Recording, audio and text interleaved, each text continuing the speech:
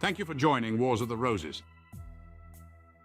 And this is The Lord of Misrule by Manly P. Hall, an article taken from Horizon, the Magazine of Useful and Intelligent Living, Volume 16, Number 4, Spring 1957. The Lord of Misrule by Manly P. Hall. An interesting but little discussed custom which flourished in Christendom for many centuries was the election or appointment of a Lord of Misrule to govern the festivities of the Christmas season. The practice probably originated in the Roman Saturnalia, which included, among other traditional practices, the right of the slave to assume the prerogatives of a free man and to dress and act accordingly. In the older days, when even the devout engaged in the most boisterous and riotous celebrations, it was usual for the Christmas season to be devoted more to frivolousness and gaiety than to pious meditation upon the dogmas and doctrines of the faith. In fact, even the clergy participated, and the churches themselves were the scenes of activities which we would regard as little better than the profanation of sacred places. Gradually, the symbolism lost many of its excessive attributes, but retained its picturesqueness for nearly 2 centuries after the Protestant Reformation. What came to be known as the Liberty of December extended throughout the Christmas season to New Year and Epiphany. The Church tried every way possible to curb such practices as ridiculed religion and the sacraments, but as late as 1644, the old customs were condoned, if not sanctioned. In Scotland, the Christmas revels were presided over by the Abbot of Unreason. In France, the Abbé de Liesse was the moving spirit of the occasion. For a long time, a mock king, sometimes also a queen, was elected by the drawing of lots on Twelfth Night in France, Belgium, Germany, and England. This ritual has been traced back to the first half of the 16th century and is no doubt much older. As beans were used to ballot, it was customary to refer to the one elected as the King of the Bean. In France, the court accepted the situation with grace and dignity, and it is said that King Louis XIV went so far as to give homage to the King of the Bean. It was in England, however, that the Lord of Misrule received the greatest attention. A considerable description of him may be found in a strange little book called The Anatomy of Abuses, published in 1585.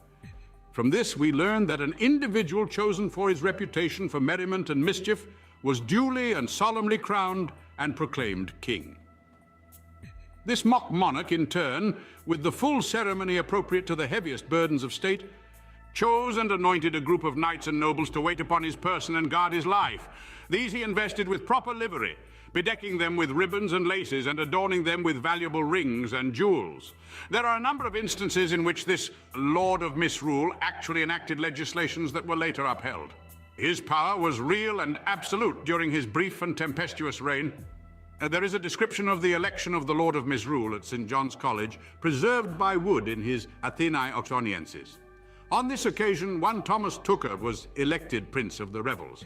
His full title was the Most Magnificent and Renowned Thomas, by the favour of Fortune, Prince of Alba Fortunata, Lord of St. John's, High Regent of the Hall, Duke of St. Giles, Marquis of Magdalens, Landgrave of the Grove, Count Palatine of the Cloisters, Chief Bailiff of Beaumont, High Ruler of Rome. Rome is a piece of land so called near to the end of the walk, called non-ultra, on the north side of Oxon. Master of the Manor of Walton, Governor of Gloucester Green, sole commander of all titles, tournaments and triumphs, superintendent in all solemnities whatever. Many of these designations would have meaning only to students who were acquainted with the environs of the school. The societies of law also had various rituals relating to a Master of Revels. At the Christmas celebration in the Hall of the Middle Temple in 1655, the privileges of this mock monarch were rather fully described. He was attended by a Lord Keeper, a Lord Treasurer, and 8 bearers of white staves. He was also attended by 2 chaplains who actually preached to him in the temple church after first saluting him with 3 low bows, as was suitable to royalty. He dined both publicly and privately under a cloth of estate. Lord Salisbury loaned poleaxes for the occasion. Lord Holland supplied venison on demand, and the Lord Mayor and Sheriff of London supplied the wine. On Twelfth Day, on his way to church, the Lord of Misrule received many petitions from private citizens, and these he passed on to his Master of Requests. Like ruling monarchs, he had his favorites, and these he solemnly knighted after his return from church. The expenses of this occasion, other than such gifts as we have already mentioned, were borne by the Lord of Misrule himself.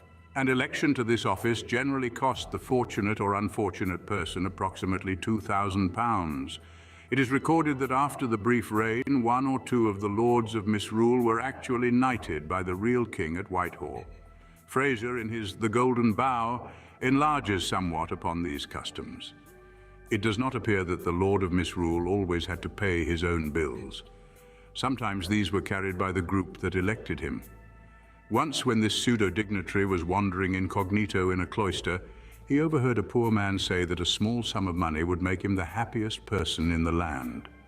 After due inquiry, the Lord of Misrule, finding this impoverished individual worthy of charity, provided him with the money.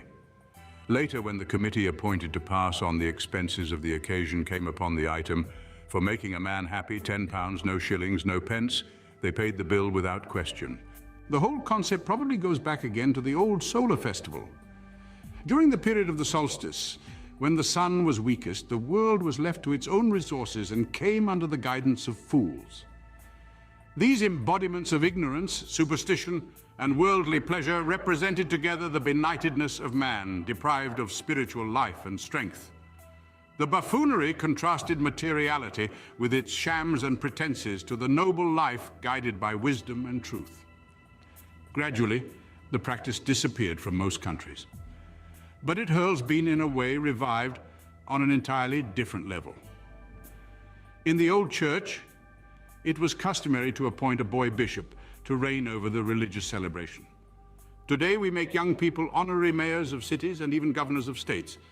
We have boy sheriffs, but the present motive is rather to introduce young people to the responsibilities of mature life and to give them a working knowledge of their government and the problems of society. In older times, of course, these extravagant extroversions were no doubt useful because of the neurotic pressures that developed within the structure of medieval society.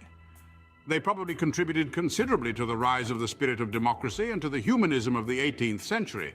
The custom was strange but understandable and must be included among the curiosities of human conduct. Thank you for watching, and please don't forget to share, like, subscribe and comment, and if you can, please consider donating to Wars of the Roses. Links to PayPal and Patreon are in the description. Thank you so very much.